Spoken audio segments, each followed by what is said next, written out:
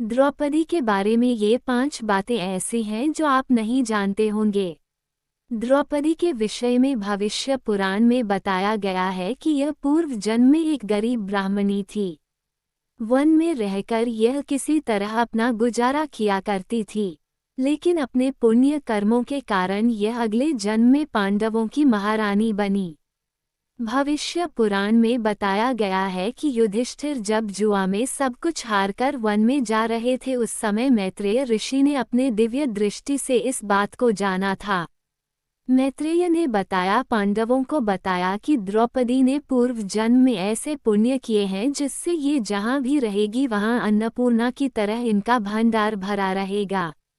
इसलिए वन में रहते हुए आपको कभी भी भोजन और अन्न की चिंता नहीं करनी होगी। द्रौपदी के 5 नहीं तब इतने पति होते। द्रौपदी के विषय में ये कथा तो आप जानते ही होंगे कि अर्जुन ने स्वयंवर की शर्त को पूरा करके द्रौपदी को पत्नी रूप में पाया। लेकिन जब यह अपनी माँ कुंती के पास पहुँचे तब माँ से कहा कि देखो तुम्हारे लिए कितना सुंदर फल लाया हूँ। कुंती ने कहा तुम 5 भाई बांट लो। लेकिन जब उनकी दृष्टि द्रौपदी पर गई तब कुंती उलझन में पड़ गई। इसी समय श्री कृष्ण वहां पहुंचे और कुंती को द्रौपदी के पूर्वजन्म की बात बताई।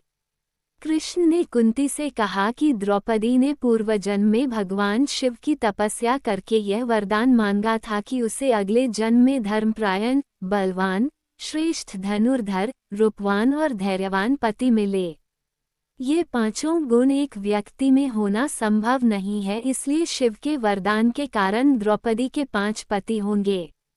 ये भी कहा जाता है कि द्रौपदी ने शिव जी से 14 प्रकार के गुण बताए थे, लेकिन शिव जी ने यह वरदान देने से मना कर दिया। तब द्रौपदी ने इन 5 गुणों वाले पति की मांग की थी। अगर शिव जी 14 गुणों वाले पति का वरदान देते तो द्रौपदी के 5 नहीं बल्कि 14 पति हो सकते थे। इस तरह 5 पतियों के साथ रहती थी द्रौपदी। ये बड़े ही आश्चर्य की बात मानी जाती है कि द्रौपदी किस तरह से अपने 5 पतियों के साथ समान प्रेम भाव और व्यवहार रखती थी और द्रौपदी को लेकर कभी पांडवों में आपसी विवाद क्यों नहीं हुआ। इसका कारण यह माना जाता है कि पांडवों ने एक नियम बना रखा था कि द्रौपदी कभी भी एक साथ 5 भाइयों के पास नहीं रहेगी। एक भाई द्रौपदी के साथ 1 वर्ष तक रहेगा, उसके बाद द्रौपदी दूसरे भाई के साथ रहेगी। इस क्रम में द्रौपदी 5 भाइयों के साथ रहती थी। इसमें एक नियम ये भी था कि जब एक भाई द्रौपदी के साथ रहेगा तब दूसरा भाई द्रौपदी के कक्ष में प्रवेश नहीं करेगा। जो इस नियम का उल्लंघन करेगा उसे 1 साल तक वन में रहना होगा। इस नियम के कारण द्रौपदी अपने सभी पतियों के साथ समान प्रेम भाव रख पाती थी और भाइयों के बीच विवाद नहीं होता था। द्रौपदी का यह अभिशाप आज भी दिखता है। एक बार युधिष्ठिर द्रौपदी के साथ उनके कक्ष में थे। कक्ष के बाहर उनका जूता रखा हुआ था, लेकिन दुर्भाग्य से एक कुत्ता उस जूते को लेकर भाग गया। उसी समय एक अपराधी का पीछा करते हुए अर्जुन द्रौपदी के कक्ष में प्रवेश कर गए। इस अपराध के कारण अर्जुन को 1 वर्ष के लिए वन में जाना पड़ा। द्रौपदी को जब पता चला कि यह सब एक कुत्ते के कारण हुआ है तब द्रौपदी ने कुत्ते को शाप दे दिया कि जब भी तुम्हार प्रेम मिलन होगा तब सारी दुनिया तुम्हें निर्लज्जता पूर्वक प्रेम करते हुए देखेंगी। इसलिए चीरहरण के बाद द्रौपदी ने खुले रखे बाल।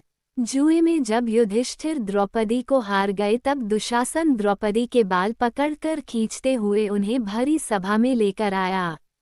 इस समय द्रौपदी ऋतुचक्र में थी। शास्त्रों के अनुसार ऋतुचक्र के दौरान स्त्री को सात्विक भाव से एक तपस्विनी की भांति रहना चाहिए।